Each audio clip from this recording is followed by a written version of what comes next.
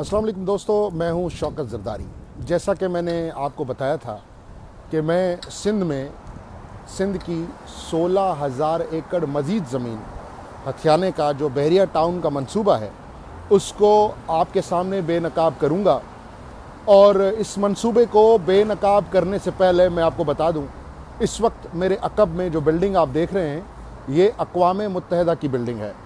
इस बिल्डिंग के सामने खड़े होकर प्रोग्राम करने का एक और मकसद भी है। ये सिंध के बासियों का, सिंधियों का बुनियादी इंसानी हुकूक का मसला है। सिंध के मकामी लोग बहरिया टाउन कराची के फ़ेज़ 1 के चक्कर में बेदखल कर दिए गए, उनके गांव पर बिल्डोज़र घुमाए गए, कब्ज़े किए गए, सिंध सरकार की सरपरस्ती में कब्ज़े किए गए, सिंध सरकार की पूरी एडमिनिस्ट्रेशन को इस्तेमाल कर कर कब्ज़े किए गए। और जब इस कब्ज़ा खोरी के ख़िलाफ़ सिंध के लोग एहतजाज करने 6 जून को बहरिया टाउन के सामने आए तो उनके ऊपर 32 दहशतगर्दी के मुकदमात कायम किए गए। उन दहशतगर्दी के मुकदमात में से इस वक्त 27 मुकदमात मुकम्मल तौर पर झूठे करार देकर ख़त्म कर दिए गए हैं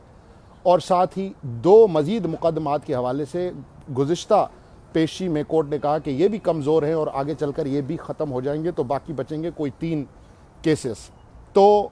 सिंध सरकार की जो ये फुर्ती थी इन सिंध के एहतजाज करने वालों के ख़िलाफ़ दहशतगर्दी के मुकदमात कायम करने के हवाले से,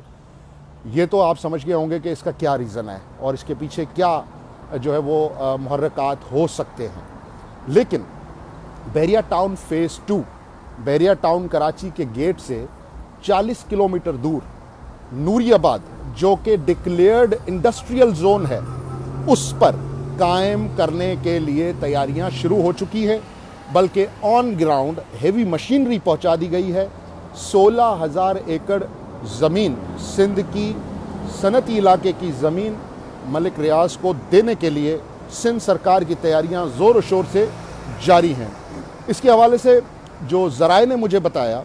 ज़राए के मुताबिक बहरिया टाउन ने सिंध हुकूमत को NOC के लिए अप्लाई किया है और रेजिडेंशियल सोसाइटी के लिए अप्लाई किया है। और सिंध हुकूमत में बैठे लोग सिंधियों के गुस्से को देखते हुए उन्होंने ये कहकर मलिक रियाज साहब की इस NOC की दरख्वास्त फ़िलहाल वापस कर दी है कि जनाब ये इंडस्ट्रियल एरिया है, इसमें कोई ऐसा मंसूबा लाएं कि लोगों को एतराज़ ना हो। तो अब मेरे ज़रा ये बताते हैं कि मलिक रियाज साहब वहाँ पर तकरीबन जो है वो 16,000 एकड़ को लेकर पहली NOC जो वो देंगे, कुछ सैकड़ों एकड़ की या मे भी 1-2 हज़ार एकड़ की, वो होगी इंडस्ट्रियल पार्क। इंडस्ट्रियल पार्क के नाम पर आगे इंडस्ट्रियल पार्क होगा और पीछे पूरी की पूरी सोसाइटीज़ होंगी। साथ साथ ये भी मालूम हुआ है कि जो 7 डेवलपमेंट अथॉरिटी की जो अथोराइज सोसाइटीज़ हैं और जो कुछ गैर कानूनी सोसाइटीज़ हैं, उनसे भी इन्होंने डील कर कर कोई ज़मीन ख़रीदी है। सवाल सिर्फ एक बनता है, और जो मैं तरक्की का मुखालिफ नहीं हूँ, सिंध में तरक्की होनी चाहिए, सनती तरक्की होनी चाहिए, सिंध के शहर आबाद होने चाहिए, लेकिन एक बुनियादी नुक्ता यह है कि सिंध सरकार या कोई भी दुनिया की सरकार, इवन अमेरिका में हम खड़े हैं, अगर सरकार यहाँ पर सरकारी ज़मीन किसी को देने का मंसूबा बनाती है तो उसके लिए एक प्रॉपर प्रोसीजर मौजूद है।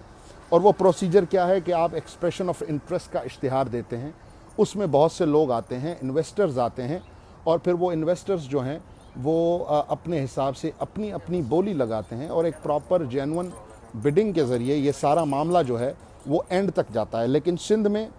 क्योंकि हमारी हुकूमत जो है उनको अल्लाह ताला ने को इतनी भूख दी है, इतने ये लोग गरीब हैं, इतने ये लोग फ़कीर हैं कि इनको कहीं भी दौर पे दिखा दो, ये नहीं सोचेंगे कि हम कर क्या रहे हैं। ये कहेंगे ठीक है जी, पैसा आने दो। जाली डोमिसाइल देख लें आप, क्लर्क लेवल के लोग, पियोन लेवल के लोग 500-500 1-1 हज़ार पे सिंध के हुकूक बेच रहे हैं। तो सिंध हुकूमत तो माशाल्लाह अरबपति हुकूमत है, खरबपति हुकूमत है, इसमें बैठे वज़ीर अरबपति हैं, लेकिन फिर भी भूख नहीं मर रही। वजह क्या है? वजह सिर्फ एक है, वजह है आपकी और मेरी खामोशी। अब मैं तो बोल रहा हूँ, ना मेरा उधर प्लॉट है, ना मेरा उधर गांव है, ना उधर मेरी ज़मीन है, बतौर सहाफ़ी मैं ये सारे पागलपन कर रहा हूँ। लेकिन जो लोग मुतासिर हो रहे हैं, जिन्होंने वहाँ पे रहना है, जिन्होंने वहाँ पे सनतें लगानी है, या जो सिंध के मकामी लोग हैं वहाँ पे जो बेचारे बाद में आके आबाद हुए, बहुत से गाँव हैं वहाँ पर, कल को इन गोठों पर भी बिल्डोज़र चलेगा और तब हम जागेंगे और तब हम चीखेंगे, तब हम चिल्लाएंगे कि ये क्या हो गया। जब बहरिया टाउन फर्स्ट बन रहा था कराची का, तभी मैंने बिलखुसूस उस पर बात की थी, लोगों को याद नहीं है, लेकिन लोग भूल गए। जब ये मामला दोबारा उठा, जब इस पर हमने दोबारा बात की, तो फिर लोगों ने कहा कि जी आपको अभी याद आया है। तो इसलिए ये एक बार फिर आप रिकॉर्ड पे रख लें कि जब बहरिया टाउन फेज़ 2,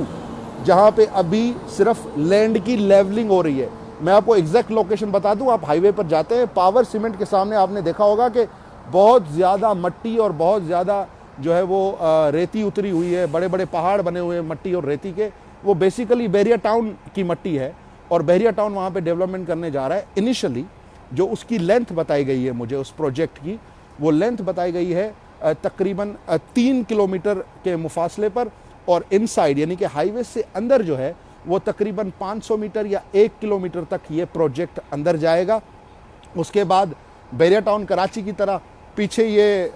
कोटली तक चला जाए, जामशोरो तक चला जाए, दादू तक चला जाए, कोई पूछने वाला नहीं है, क्योंकि सिंध में सरकार जो है is available to be bought, government is available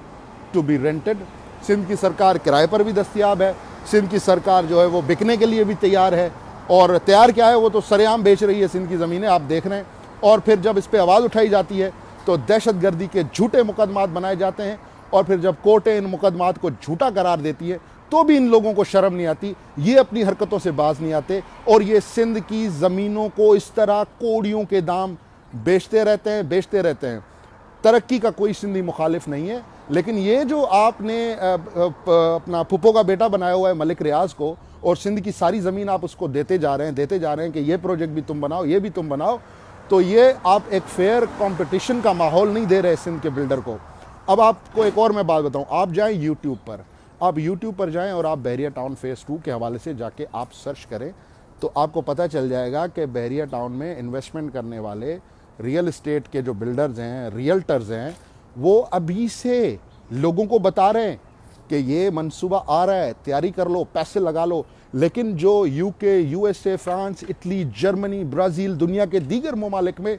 64,000 मुतासरीन हैं बहरिया के, जिन्होंने फाइलें ली हुई हैं, जिन्होंने पैसे दिए हुए हैं, वो बेचारे दर दर की ठोकरें खा रहे हैं। ओवरसीज़ पाकिस्तानीज़ जो अरबों डॉलर हर साल पाकिस्तान भेजते हैं, वो रुल रहे हैं, वो मिन्नतें कर रहे हैं इमरान खान की, वो मिन्नतें कर रहे हैं फेडरल गवर्नमेंट की कि हमें इस फ्रॉडिये से हमारे पैसे लेके दो। और सिंध हुकूमत इस इंटरनेशनल फ्रॉडिये को सिंध की ज़मीनें कोड़ियों के दाम पर देती जा रही है, और उसका नतीजा ये है कि फेज़ 1 बन गया, लोगों ने एहतजाज किया, सिंध हुकूमत ने झूठे मुकदमात बनाए, लोगों को हिरासा करने की कोशिश की, पुलिस उनके घरों में घुसाई और उनको घरों से उठाया, सिंध के लोगों को जो अपने हक की बात कर रहे थे। और फिर उसके बाद अब ये फेज़ 2 आ रहा है, फेज़ 2 में भी यही होगा कि पहले